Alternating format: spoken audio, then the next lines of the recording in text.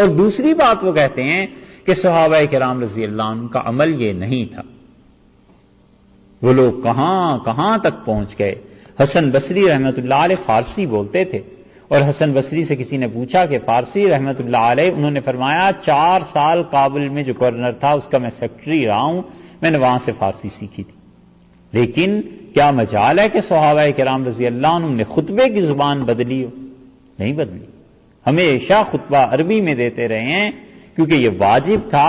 اگر نہ اس کی زبان بدلتے تو نماز کی بھی بدل لیتے. نماز بھی تو بہت سو کو سمجھ میں نہیں آتی، پھر اس کی زبان بھی بدل لینی چاہیے. اسی لیے حنفی فقہا بعض تو ایسے ہیں جو یہ کہتے ہیں کہ اگر عربی میں خطبہ نہیں ہوگا تو شرط اس کی ساقط ہو جائے گی، نتیجہ یہ کہ نماز نہیں ہوگی. مسئلے کی بات بتا رہے ہیں آپ کو، عمل ہو نہ ہو ایک الگ بات ہے، لیکن یہ کہ صحیح بات کرنی چاہیے، صحیح بات کہنی چاہیے. تو جو لوگ خطبہ دیتے ہیں انہیں چاہیے کہ عربی کے خطبے دیں. انگلش کی تقریر ہے، کسی بھی زبان کی ہے، سب سے اچھا طریقہ تو ہمارے بزرگوں کا تھا، اتنا عمدہ تھا کیا کہنا. جمعے کا وقت ہوا 12:30 بجے مثلا، زوال ہوا، اس کے بعد وہ 10-15 منٹ دیتے تھے کہ وضو کر لو. اذان دے کے وہ سنتیں پڑھتے تھے، وضو کرو تم بھی سنتیں پڑھو بس. اس کے بعد اٹھ کے دوسری اذان ہوئی، خطبہ ہوا، نماز ہو گئی. اور نماز کے بعد وہ کہتے تھے اچھا بھائی جس نے واز سننا ہے بیٹھ جاؤ.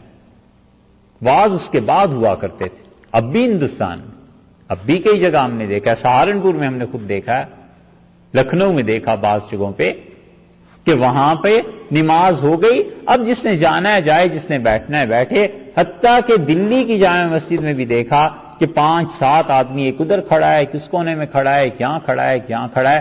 نماز کے بعد اپنے اپنے بیان کر رہے ہیں. 10-10, 20-20, 50-50 آدمی، جتنا جس کا ہوا ہلکا بس بیٹھ کے سنا، واز ختم. یہ واز جو ہے یہ جمعے میں شامل نہیں تھا.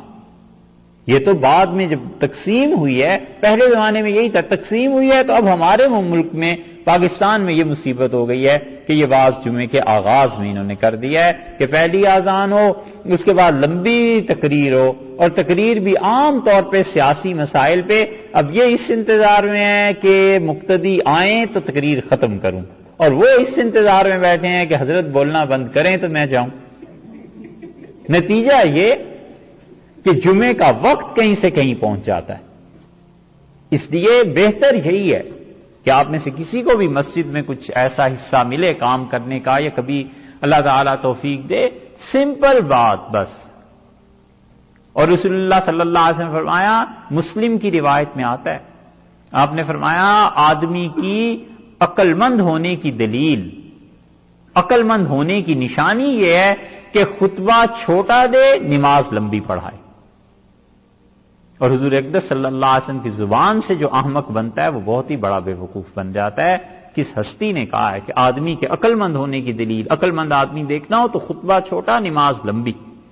نماز پڑھاتے ہیں سنت کے خلاف، جو صورتیں آئی ہیں وہ بھی ٹھیک نہیں پڑھتے، اور نماز ختم ہو جاتی ہے 3 منٹ 4 منٹ. بہت احسان کیا معاذ اللہ تعالی شانو پہ تو 5 منٹ کی نماز پڑھا لی، اور خطبہ آدھے گھنٹے کا ہو رہا ہے.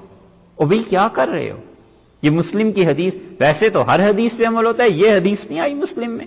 رسول اللہ صلی اللہ علیہ وسلم آدمی کے عقل مند ہونے کی دلیل یہ ہے کہ خطبہ مختصر اور نماز لمبی پڑھائے.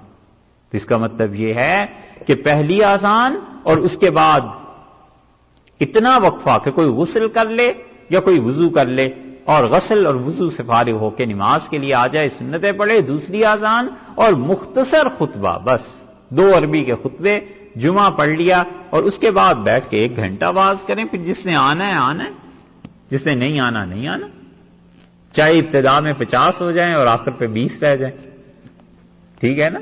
جس نے آنا ہے اسی نے سننا ہے.